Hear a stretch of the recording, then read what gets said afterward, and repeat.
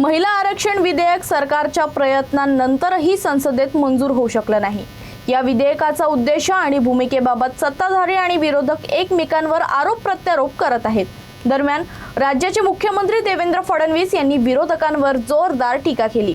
ज्यांनी या विधेयकाचा विरोध केला त्यांनी देशातील 70 कोटी महिलांचा विश्वासघात केला आहे। तसंच भाजपच्या विरोधकांचे खरे चेहरे जनतेसमोर आणणार असल्याचंही त्यांनी सांगितलं। महिला आरक्षण विधेयक संसदेत मंजूर होऊ शकलं नाही। यानंतर भाजप या मुद्द्यावर आक्रमक झाली आहे। राज्याचे मुख्यमंत्री देवेंद्र फडणवीस यांनी या विरोधाला महिलांशी केलेला विश्वासघात असल्याचं सांगितलंय। फडणवीस म्हणाले की या विधेयकाची विरोध करणाऱ्यांनी भ्रूण हत्या केली आहे। काँग्रेस असेल, तृणमूल असेल, DMK असेल, उबाठा असेल, शरद पवार राष्ट्रवादी असेल, समाजवादी पार्टी असेल, अशा सगळ्या पक्षांनी आपल्या महिला विरोधी मानसिकतेचं प्रदर्शन करत या विधेयकाला आवश्यक ते 2/3 मतं मिळू दिले नाहीत। 70 कोटी महिलांचा विश्वासघात करत या विधेयकाची भ्रूणहत्या ही विरोधकांच्या वतीनं करण्यात आली आणि त्याहीपेक्षा वाईट की अशा प्रकारची हत्या केल्यानंतर जो आनंदोत्सव त्यांनी साजरा केला तो एक प्रकारे भारतातल्या समाज सुधारकांच्या विचारांवर केलेलं तांडव होतं। मुंबईत पत्रपरिषदेत बोलताना फडणवीसांनी राज्य सरकार या विधेयकाचा विरोध करणाऱ्या प्रत्येकाचा पर्दाफाश करणार असल्याचं सांगितलं। 2023 मध्ये ज्यांनी या विधेयकाला समर्थन दिलं तेच आता विरोधाची भूमिका घेतील याची कल्पना सरकारला नसल्याचं ते म्हणाले। मला असं वाटतं की याच्यामध्ये काही नवल नाही त्यांनी हे केलं। आता का आणलं? 2023ला जेव्हा सगळ्यांनी त्याला समर्थन दिलं आणि 23ला ते मंजूर झालं, याचा अर्थ काय आहे? सगळ्यांना मान्य आहे हाच अर्थ आहे। त्या अर्थाप्रमाणेच हे विधेयक आणलं होतं। त्यामुळे विश्वासात घेतलं नाही किंवा विरोधकांची भूमिका माहीत नव्हती का? अरे विरोधकांची भूमिका अशी बदलेल, विरोधक अशा पद्धतीनं त्या ठिकाणी एकदम उलटी भूमिका घेतील, डोकं खालीन पायावर होतील असं माहीत नव्हतं। फडणवीस म्हणाले की 2023 मध्ये केंद्र सरकारनं घटना दुरुस्ती केली। त्यात स्पष्ट करण्यात आलं होतं की परिसीमन आणि जनगणनेच्या आधारे महिला आरक्षण दिलं जाईल। यावेळी सर्व विरोधी पक्षांनी या विधेयकाला समर्थन दिलं।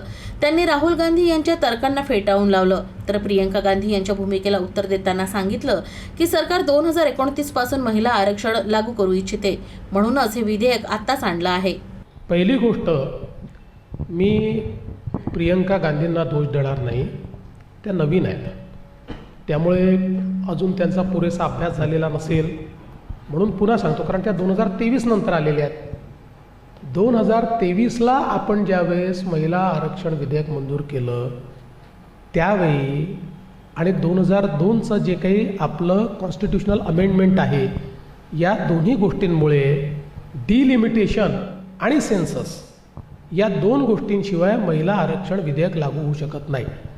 म्हणून डिलिमिटेशनची प्रोसेस सुरू करणं आणि सेन्सस न झालेलं असल्यामुळे 2011च्या सेन्ससनी ते डिलिमिटेशन करणं, या 2 गोष्टी केल्याशिवाय 2029मध्ये महिला आरक्षण विधेयक लागू होऊ शकत नव्हतं।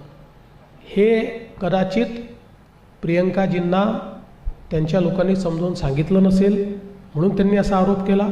फडणवीस पुढे म्हणाले की महिलांना लोकसभा आणि विधानसभेमध्ये आरक्षणाचा लाभ मिळावा म्हणून 2011च्या जनगणनेचा आधार घेण्यात आला। सध्याची जनगणना प्रक्रिया 2027 मध्ये पूर्ण होईल। त्यानंतर आरक्षण प्रक्रिया सुरू केल्यास 2029 पर्यंत त्याचा लाभ मिळू शकणार नाही। महिलांना योग्य राजकीय प्रतिनिधित्व मिळावं हा सरकारचा उद्देश असल्याचं त्यांनी नमूद केलं। त्यांनी हेही मान्य केलं की अपेक्षित प्रतिनिधित्व देण्यात राजकीय पक्ष अपयशी ठरले आहेत, मात्र भाजप याबाबतीत पुढे असल्याचंही त्यांनी स्पष्ट केलं। आपण बघितलं असेल, आत्ता आम्ही राज्यसभेवरही महिलेला पाठवलं, आदिवासी महिलेला पाठवलं। प्रश्न असा आहे की राष्ट्रपती महिला तर आहेच, म्हणजे महाराष्ट्रामध्ये तर सगळ्या प्रमुख पदांवर आम्ही महिला आणल्या। मला ते सांगायचंच नाही मला आपल्याला हे लक्षात आणून द्यायचं आहे की जर राजकीय पक्षांनी महिलांना उचित प्रतिनिधित्व दिलं असतं तर हे बिल आणण्याची आवश्यकता होती का? मानावंच लागलं नसतं. पण ते दिलं जात नाही आहे. पक्ष देऊ शकत नाही आहेत. एखाद्या पक्षाने जर ठरवलं द्यायचं तरी समोरच्या पक्षाने जर तिथे वेगळ्या पद्धतीने समजा व्यक्ती उभा केला तर त्या पक्षाला अडचणी निर्माण होतात. आणि म्हणून राजकीय पक्ष हे स्वतःहून अपेक्षित आहे, सगळ्या पक्षांकडून अपेक्षित आहे, पण ते झालं नाही आजपर्यंत. म्हणूनच आपण आरक्षणाचं विधेयक आणलेलं आहे. परिसीमनानंतर देशातील सर्व राज्यांमध्ये जागा वाढतील असा दावा मुख्यमंत्र्यांनी केला. तसंच या विधेयकाच्या समर्थनार्थ राज्यात 1 कोटी महिलांच्या स्वाक्षऱ्या गोळा करण्यासाठी भाजप अभियान राबवणार असल्याची माहिती त्यांनी दिली.